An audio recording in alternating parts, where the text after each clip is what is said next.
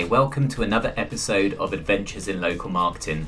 I'm your host, Christian Bannister, Head of Marketing at BrightLocal.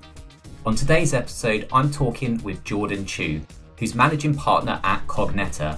Kogneta is a marketing agency that specifically serves franchise businesses, and they work with a whole range of them, from franchises with a handful of locations, all the way up to larger franchises with up to 100 locations. Now, we're not going to be talking specifically about what it looks like to do local marketing at this sort of scale. Instead, we're talking about a topic that is just as important, and that's how agencies can go up market and start to land bigger clients. So I wanted to find out what this process can look like. How can you position your agency effectively to appeal to larger clients? What sorts of problems are larger multi-location businesses facing? What are some of the challenges you might encounter as you try to go up market? And finally, we're really going to dive into whether this is even the right move for every agency. Is the grass always greener on the other side? We're going to discuss all of that and much more, so let's jump into my conversation with Jordan.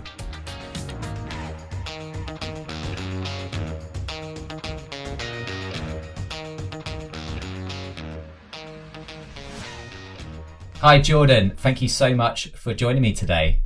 Christian, thank you so much for having me on. I really appreciate it. Well, it's a pleasure. We're going to be covering a topic that we haven't really dived into much in Adventures in Local Marketing, but I know it's one that people are often keen to hear more about. So we're going to dive straight into that. We're going to be talking about how agencies can go up market and land bigger clients. And I know from my own experience of talking to BrightLocal customers, whether it's an agency owner or a professional working in an agency, that's something that many aspire to do. So I'm hoping we can really explore what's involved in this and hopefully provide some really great advice for our listeners. But before we dive into all of that, perhaps we can kick off by learning more about your agency, Kogneta, because you specialize in marketing for franchises. So I'm keen to learn more about your agency, what types of clients you serve and what types of services you offer them. Yeah, totally. I'm happy to share my thoughts and experience. So as for me, I'm Jordan. I run a digital marketing agency called Kogneta. As you mentioned, Christian, we help franchises really profitably and predictably grow using revenue-focused digital marketing strategies. So they typically fall into three buckets: search engine optimization, pay-per-click advertising, and conversion rate optimization. So we work with franchises across Canada, across the US, from as few as one location all the way up to hundreds of locations. Is there a big difference between that size, so the smaller ones and the larger ones? Do you offer different services or are there different tactics that you have to employ? Totally. The way you approach, the way that you provide services, just across the spectrum, from, I would say, 1 to 15, from 16 to maybe 40, 50, and then 50 plus varies greatly because, as you work with these different sizes, you have different internal structures for your team, different points of contacts, different stakeholders. So the way you go about providing your services just vastly changes. And so working at this scale, is this something that you started out doing or has it been something that you've worked towards over time with Kogneta? Yeah, so within Kogneta, we started off fairly small, just your typical kind of local SEO, PPC agency. And then we slowly kind of transitioned into the franchise space quite deliberately, actually, because prior to starting Kogneta, I actually worked at Catalyst, which is a fairly large, Group M agency. And over there, I was doing account management, really leading the charge on the SEO front for franchises. So think like Volkswagen, Dairy Queen, Tim Hortons. So it was definitely a space that I knew I wanted to work in and I loved working in. So it was a very deliberate and focused push towards that franchise industry. So I can imagine a lot of agencies are probably in the situation where they're doing local marketing or doing local SEO and their base clients are small businesses, a single location. Maybe they have a few clients that have a handful of locations. So I guess because you've been on that journey, what would you say you noticed changed the most within your agency, or what new processes did you have to put in place to make sure that you were going to be really successful at making this move? Yeah, that's a great question. I think the biggest change is how we think about our services. So when you're on the lower end of the spectrum in terms of locations and company size, you're doing a lot of the implementation, right? Like you're writing the meta descriptions, you're implementing the meta descriptions, 301 redirects, citations, all of that. But as you move higher up in market with more and more locations, you have a team internally supporting you, right? You may have a general marketing team, you may have a digital specific team. So as a result, you now have to become more of a strategic advisor rather than, a person or an agency that goes implementing things. So making sure you're really on point and you kind of know more about whatever service you're providing than that in-house team is absolutely crucial, from a retention point of view, from a growth point of view. Very, very important stuff. Okay, brilliant. So throughout this, I think we're going to keep coming back to the idea of, is this the right move for an agency? So it probably seems really attractive on paper to think, bigger clients, bigger retainers, bigger budgets. But I think we should always be questioning, is this right? So would you say if you're an agency or, you're a professional who really likes the tactical hands-on stuff, then you might have to sacrifice not being as involved in this if you are going up market? 100%. You hit the nail right on the head there, Christian. And I would even add to that, if you're a smaller agency, you're very used to going quickly, like, okay, here are the recommendations, go ahead and implement it. While as you move up market, there starts to become a larger and larger delay between when the recommendations are provided and when they're actually implemented. And, that not only impacts, okay, like how you go about recommending things, but also the impact that you have at the organization from a performance perspective. So perfect example is if you're brought on to do SEO, you're expecting to drive results in say 3 to 6 months when, based on their implementation timeline, it could be 8 to 12. And so do the sorts of clients that you work with kind of realize that there is obviously going to be a longer time until you actually are able to deliver results? Or do they still come at it with the mindset of, we want results and we want them fast? It really varies from client to client. So what we really push very heavily is in the sales process that we go through with potential clients, is we focus a lot on education, on letting them know, okay, this is our process. It is proven. We typically like to see this timeline, and within it, you will see these types of results. But keep in mind, things do vary. And, just because you educate on the front end doesn't mean you stop. You have to continuously educate and even empower the people that you're working with, on the client side, so that they know, what you're talking about, and you're continuing to kind of push that goal line further and further. So we've established a few differences. So working with internal teams, potentially not being involved in the implementation, and also probably slower processes on the client side. Are there any other major differences between working with, say, a large multi-location client and a small local business? I'm going to sound like a broken record here, but the way that you approach and prioritize location to location, region to region, because if you have, say, like, as you mentioned, a single or maybe like 2 to 3 locations, you're able to tackle all of them, with each month. While if you're scaling out to say 50 or 100 locations, you can only prioritize a handful, each month, each quarter, what have you. So making sure you stay on top of how you go about prioritizing locations across the short term and the long term is going to be critical. What are some of the ways that you go about prioritizing? Do you have a structure in place? Yeah, so like on the smaller side, if you're working with, I would say, 10 to 20 locations, BrightLocal's, local search audit is fantastic. Just running all of the locations through that, it gives you a very high level overview what is actually happening in the competitiveness of each market. When you start to scale past those locations, using the local search audit can be a little tough.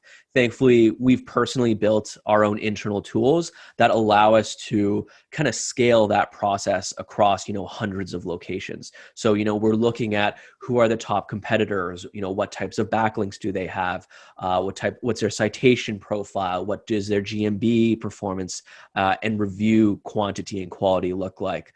What types of pages are ranking? Is it a home page? Is it a location page? Is it a service or a blog article, what have you? So taking a very data-driven approach and almost basketing keywords across each of the locations that you're analyzing is going to be very, very important for you to understand what really moves the needle and what doesn't.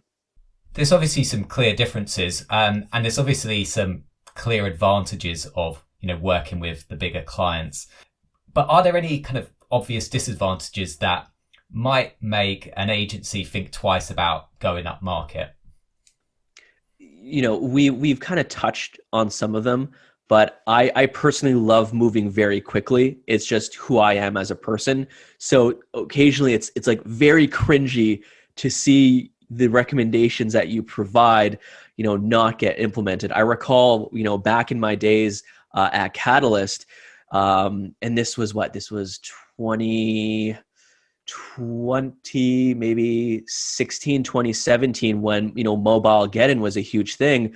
We said, hey folks, Mr. and Mrs. Big Brand, your website needs to be, optimized for mobile. And they're like, yeah, we're going to deal with that in 2 years from now, because that's our timeline. And like those types of things really make you pull your hair out. So it can be incredibly frustrating. And, in addition to that, for myself personally, because I work with franchises, we're not just dealing with head office, but we're also dealing with the franchisees occasionally. So you have a lot of stakeholders, and there's a lot of education that needs to go into it, right? So for us, we're not just providing SEO services, but we're doing, 101, 201 search sessions. So everyone is on the same page and aligned as to what needs to get done and, what isn't necessarily important. Okay, cool. So I know that client education is definitely a thing that comes up whenever I speak to customers, and you can understand it. You might be working with a business owner who's never really done any digital marketing. But I guess what I'm hearing now is if you think you can say goodbye to client education by going up market, that's definitely not going to be the case. Not at all. In fact, it becomes more and more important as you move up market. Because remember, right, it goes back to what we talked about earlier, execution and strategy, right? As a strategic partner, you are there to provide insights that the team doesn't have. And part of that is helping the team get more insights and be able to extract those insights from SEO, from PPC, from what have you.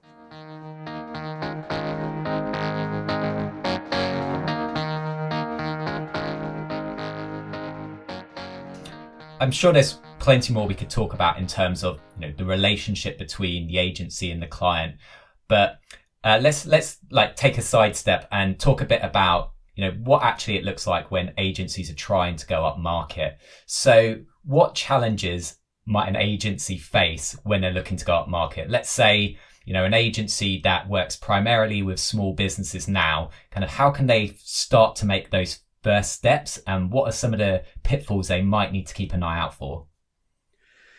Yeah.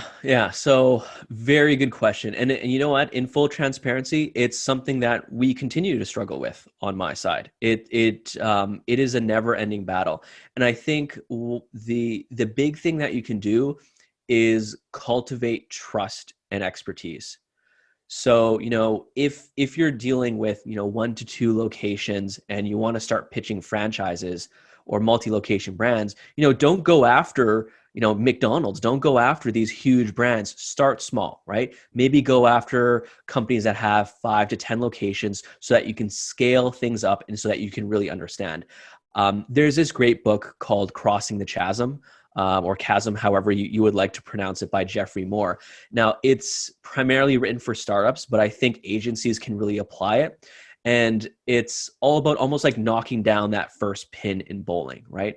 So if you have this one pin, what is that one point that you can focus on to scale up, to move up market? And what I typically like doing is niching down. So for example, choose a specific type of market, right? Is it dentists? Is it electricians? Is it home services or B2B services, right? And then from there, once you develop authority and trust and a reputation for, let's say, dentists, then you can start scaling up and, working with dentists that have multiple locations, working with PE firms that actually buy, dentists and, have locations across the US. So I think that by developing that trust and authority, not just as that person that knows what they're doing, but also has expertise in it, helps tremendously. Okay, does niching also work in terms of services?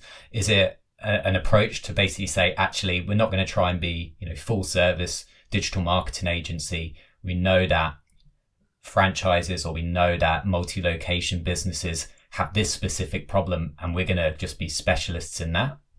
100%.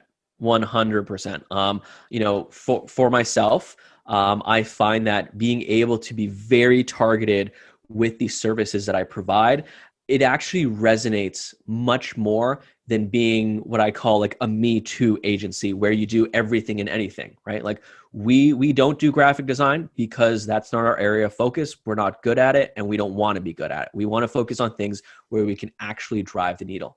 And you know what? I personally find clients appreciate that. Mm-hmm. And they respect that. And what's great, not going off on a tangent here, but by being a specialist, you're able to charge even more compared to, the average Joe or Jane schmo that does everything and anything.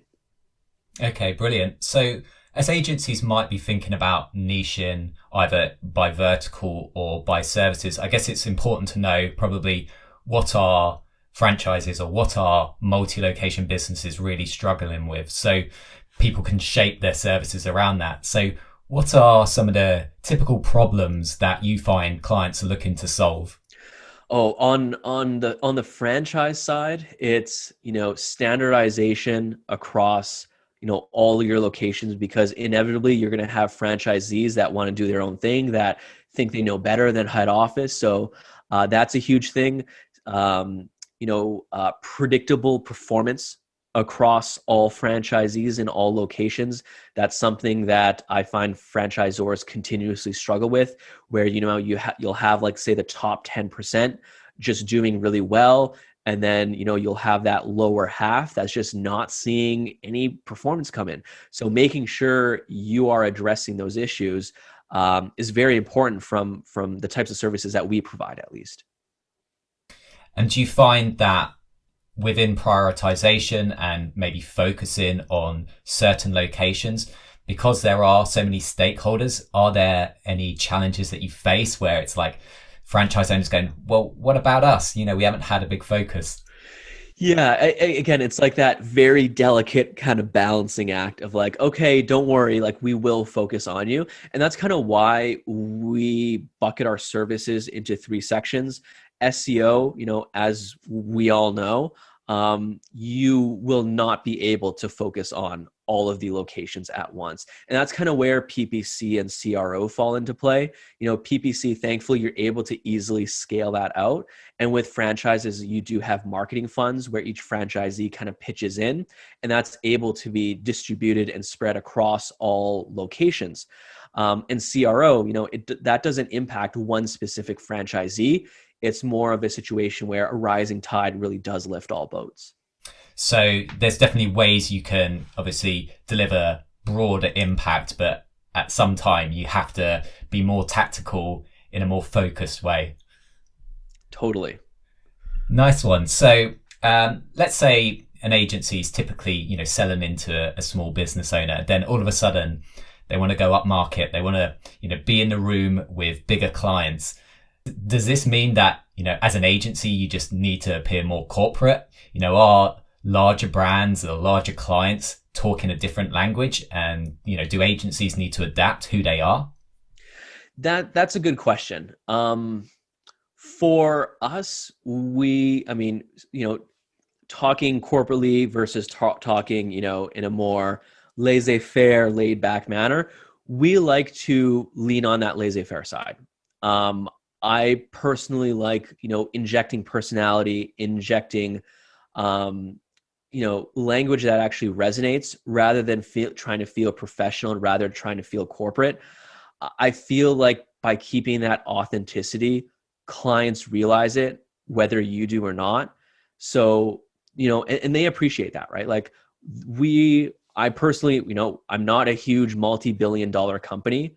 I like to do good work for great clients. And I think that, by taking that more personal and less corporate-y approach, it helps with that. Let's say an agency has kind of managed to get in front of a larger client. When this happens, like, who are they likely to be pitching to?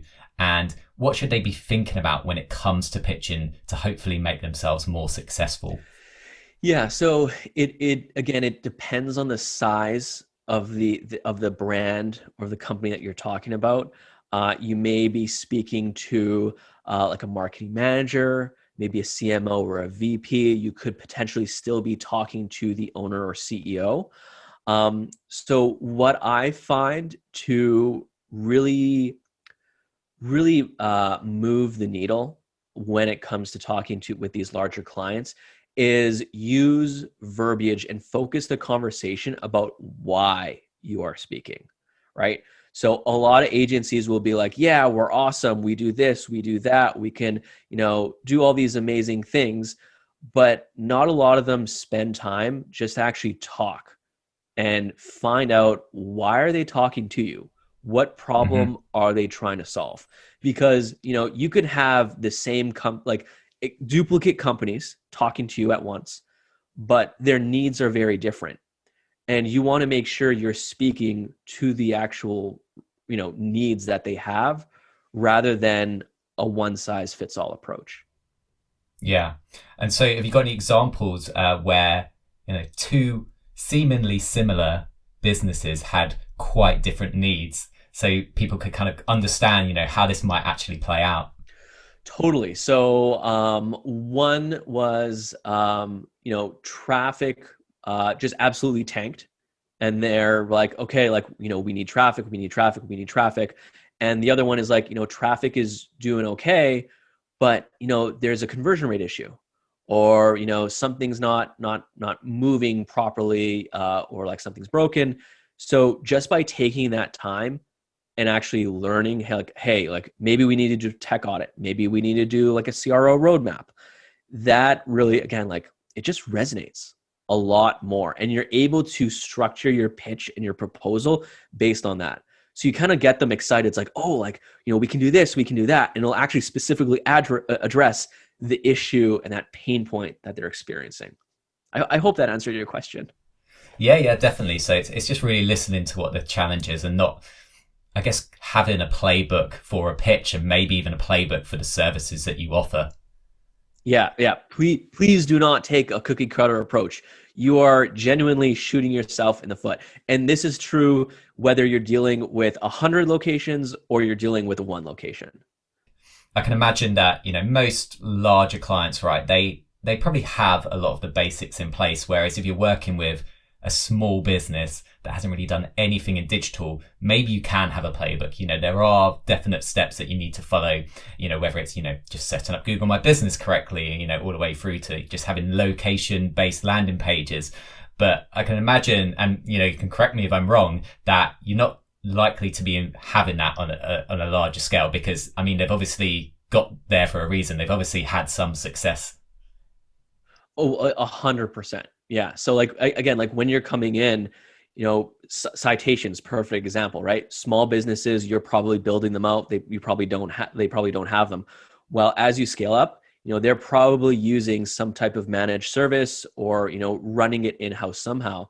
So being able to, again, like navigate what's been done and focus on, more advanced things. Like maybe it's link building, maybe it's, doing an internal link analysis. Maybe it's auditing their content that's already ranking well, but could be doing even better, or even educating franchisees or like location managers on how to respond to, reviews, or how to solicit reviews.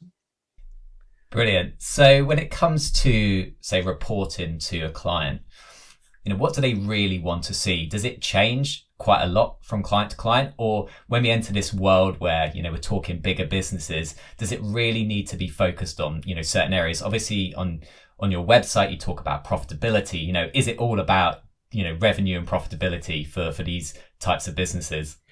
Yeah. So we push very hard to do something called closing the loop. So Dana DiTomaso had this fantastic talk at MozCon a few years ago about integrating like a client CRM with Google Analytics. So shout out to her for bringing that up. And that's something that we're pushing across all of our clients. And, that type of insight and reporting, clients really appreciate that. And you are, as an agency, are able to understand the impact that you have.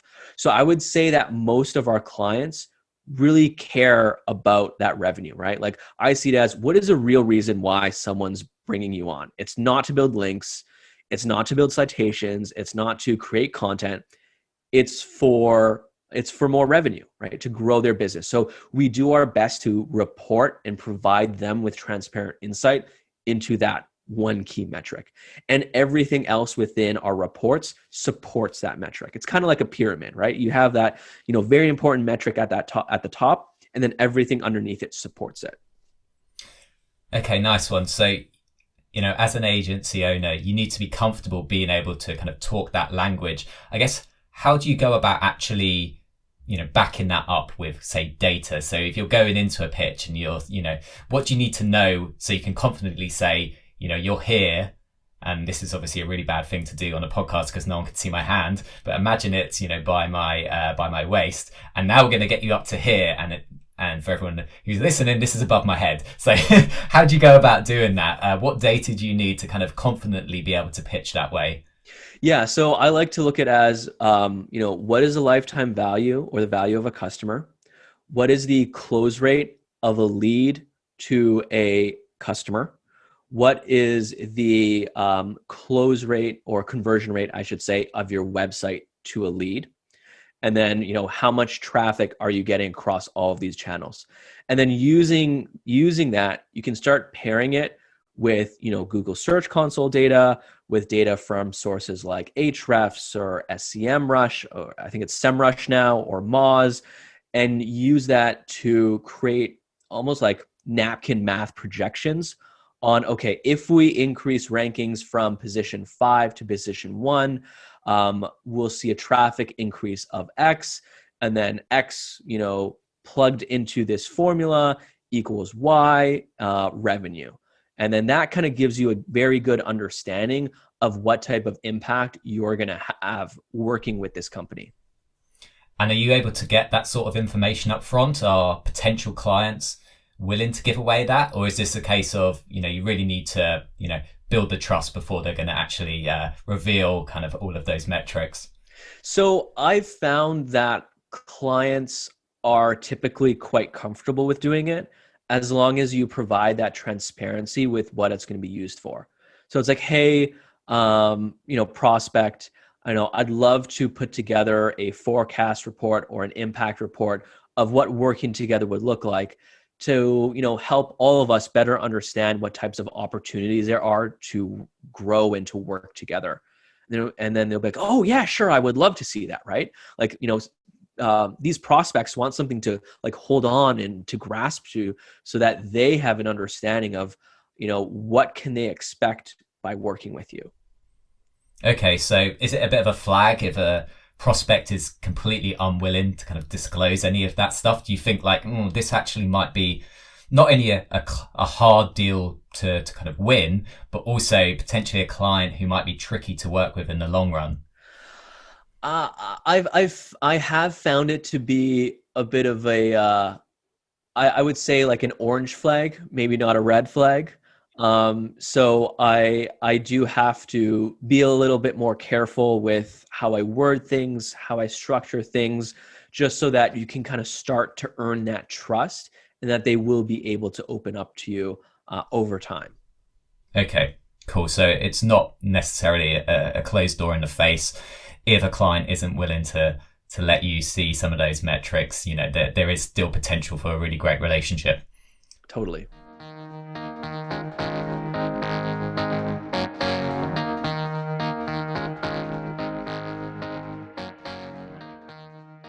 We've almost taken it through, right? We've obviously identified kind of like what the things to consider if, going up market is right for you, how it's going to be different from working with small businesses. We're in the pitch now. Let's say we've absolutely smashed it. We've won this pitch. Kind of what's this going to look like now? So like, what's say like the next 3 months of working with a new client going to look like? Yeah. So again, it depends on client to client and the reason why you're being brought on board. Typically, what we like to do internally at Kogneta is break campaigns down into 2 sections.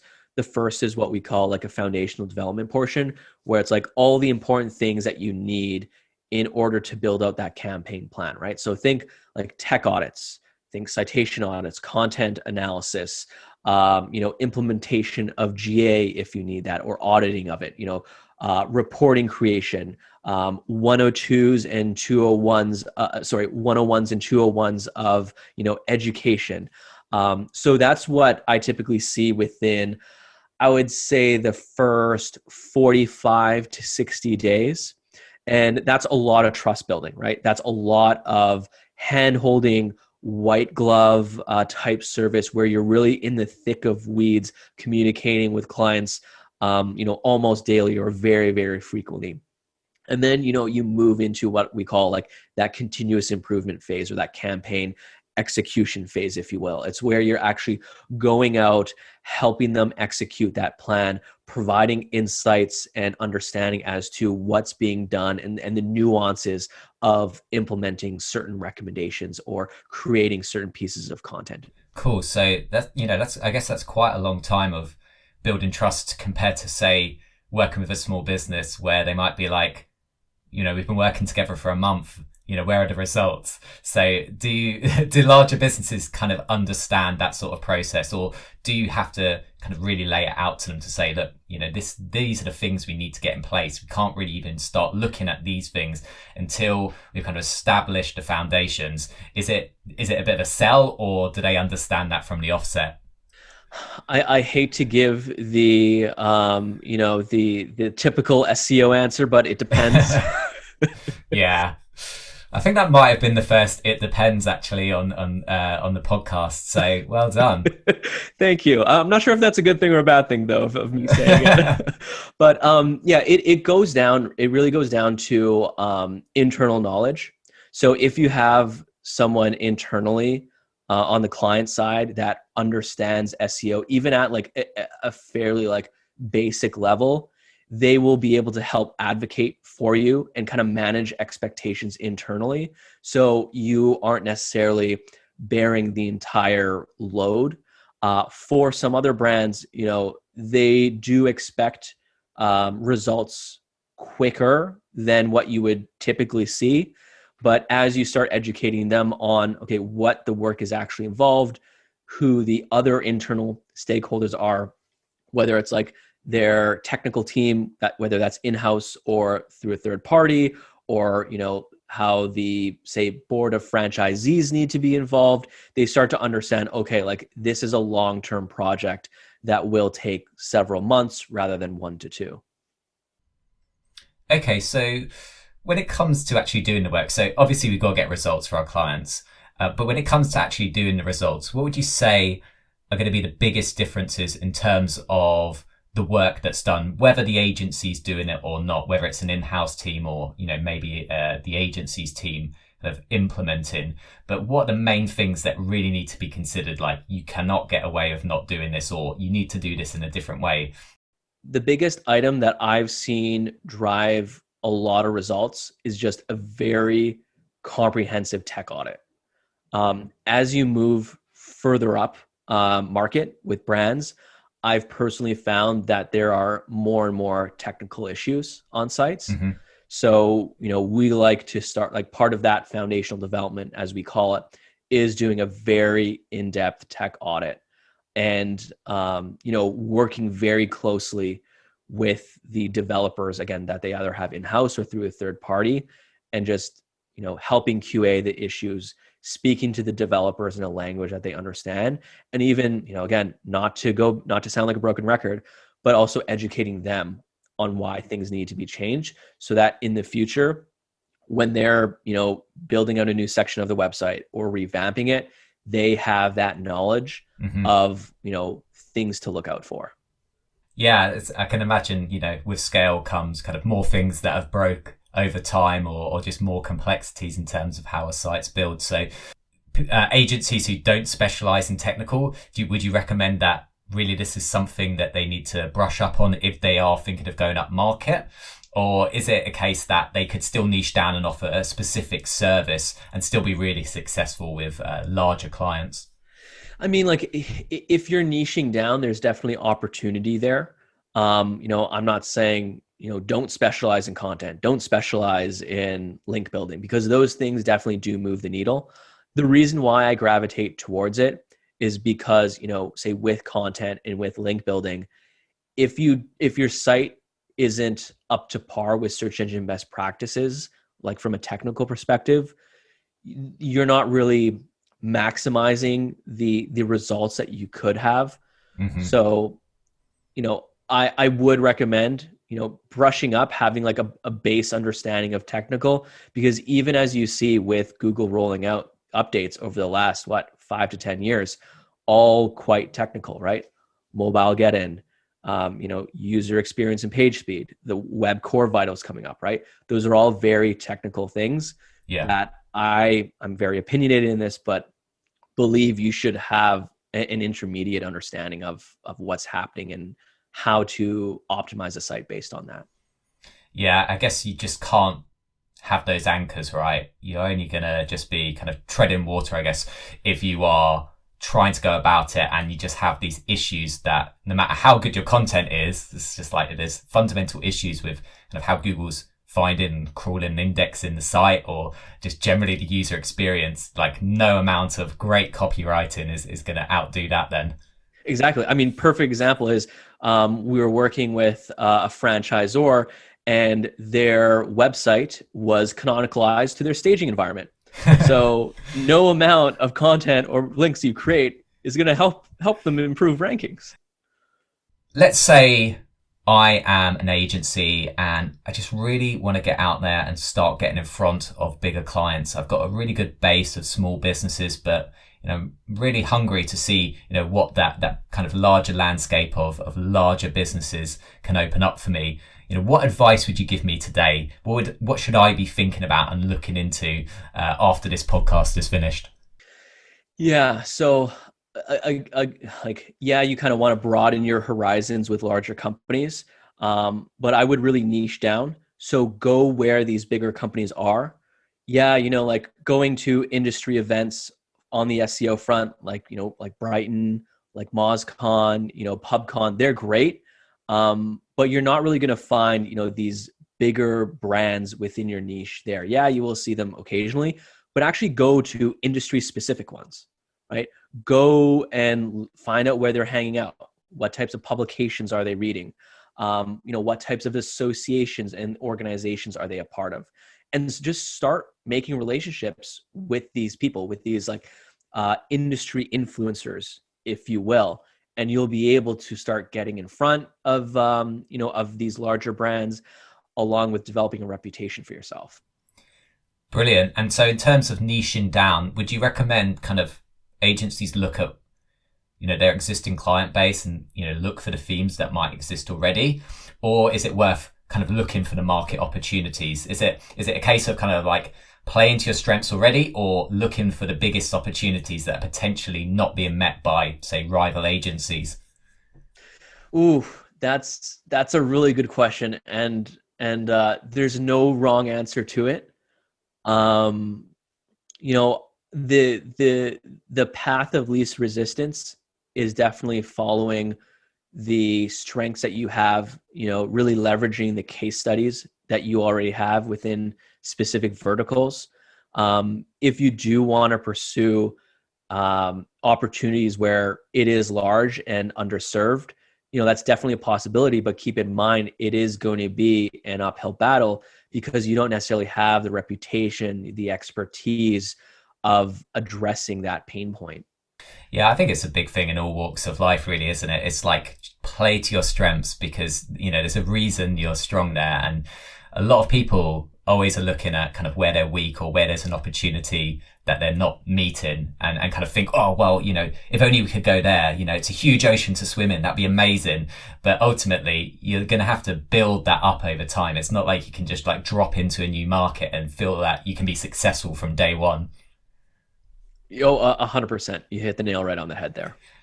Okay, so yeah, I wanted to just get some general advice from you, just based on all your wisdom and experience. So, away from anything specific around multi-location franchise marketing, what would you say is the one skill that a local marketer or a local SEO should look to develop to help them further their careers over, let's say, the next 2 to 3 years?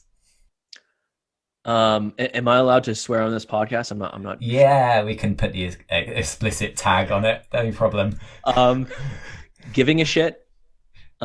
Just actually care for your clients and like understand why they brought you on, right? Like I've found that some of these strongest bonds and relationships that I've built with clients that have resulted in like extremely strong trust is actually telling them, don't spend more on SEO, don't spend more on PPC.